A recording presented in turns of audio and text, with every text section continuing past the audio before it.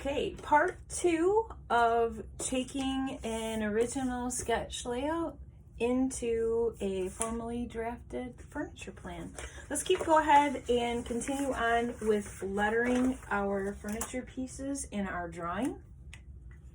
So letter B we have, and I'm going to go ahead and I'm going to put a queen bed in this case, just so it's easier for reference when you're trying to think of what size am I telling the client. It's clear for them to see.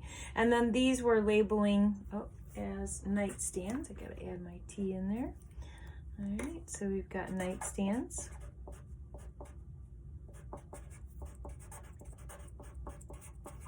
We mentioned that original example here, and you could either type your key or you could architecturally letter it, but we don't just handwrite it when creating a furniture plan because it's appropriate that we show what we have the skills with as an interior designer, okay?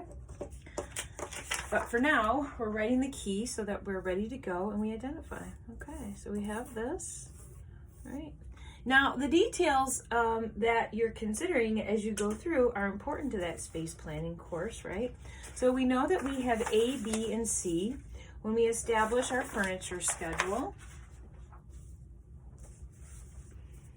All right, so we have A, B, and C. We can tell that letter A then is going to be that armoire. We have the queen bed. And of course, later, as to make it professional, I would go ahead and I would type this all up before I gave it to the client, and that's the expectation for final projects as well. I won't need any of this information. It's simply there for should I need it. In this case, I won't. All right, so we'll remove that. We're going to focus in on this area here. So I'm going to go ahead and highlight that for the video to make sure you guys can see that. Right. So one of the helpful things is because we have the all the sizes spelled out on here, this means that this is going to be pretty easy to fill out. The other thing to take a look at here, I was going to write something else. That'll come back to me. All right.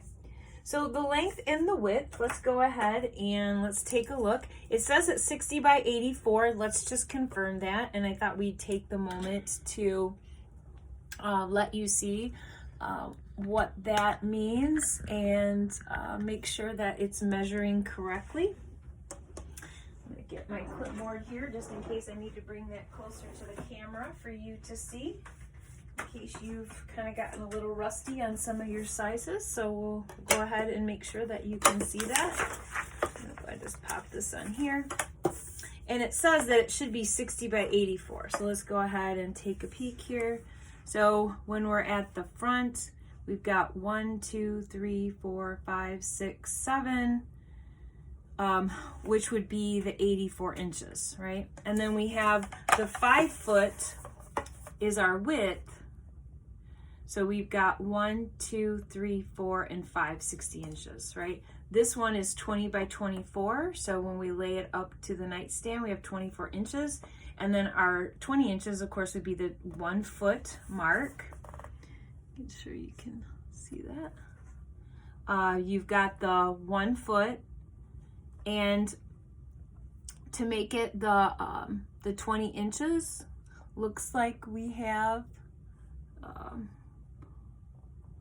5. So actually that looks like that's going to be 17, not 20. So we're going to go ahead and we're going to change that.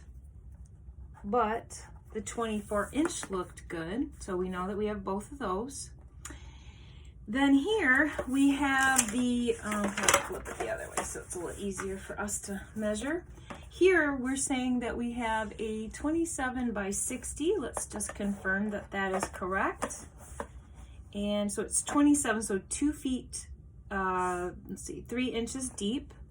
So we have 2 feet 3, yep. So we've got 1, 2, and the 3 inches.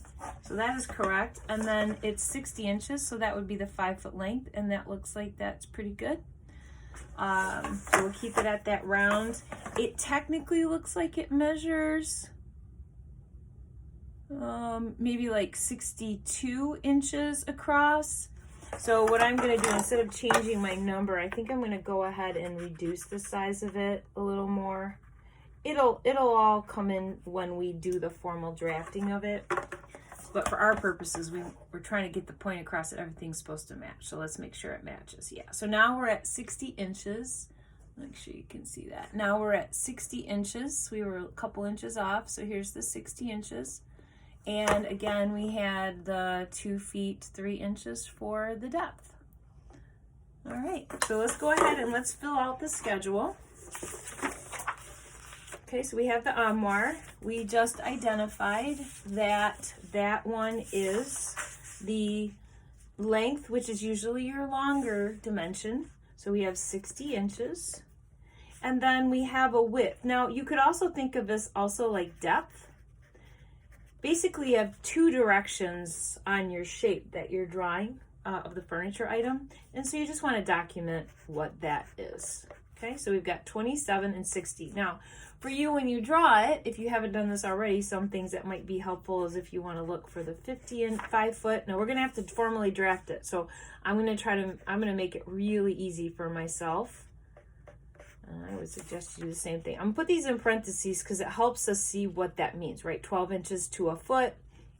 So there's the 24 inches is 2 feet, and then we have 3 left over. So 2 feet 3 inches is the length. And the height would be something then that we would go to the manufacturer and to take a look at. So if we pick out a piece, let's say it's going to be 84 inches high, okay? And that would be from the bottom to the very top of the armoire. The queen bed we see here as it being the width. So we'll use that column there, 60 inches, and the longer direction as 84. Again, we could do the feet in inches in case we need that. Here's the 5 feet 0 inches. So we have that. And the queen bed, from the mattress, height, let's say, is 24 inches above floor.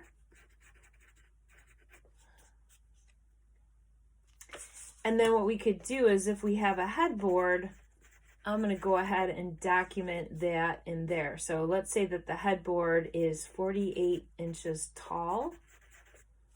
And then, we got to use that for the description. So let's go ahead and let's write a little smaller in here so we can fit everything in.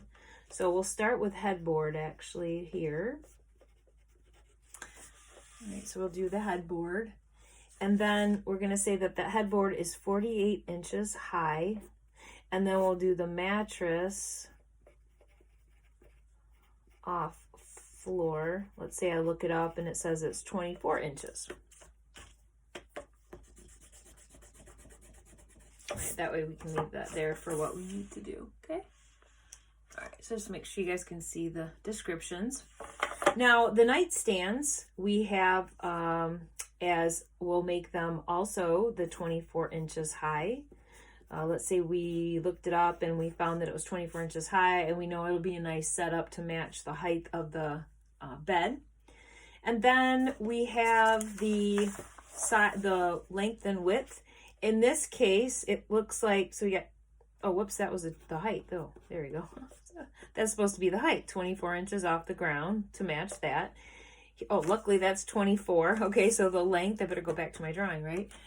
We have the length of 24 inches long. We checked that, so we got 24 inches long. And the width, in this case, we'll utilize it as the depth, is going to be that 17 inches. And we confirmed that because we remeasured basically what we had carefully sketched out. So this is 17 inches deep. And what we have then is 12 would be 1 foot, and then we have 5 inches left over. And this will make it very easy for me. This one I don't have to worry about so much, right? Because we aren't doing heights in the floor plan, but we need to know what that is.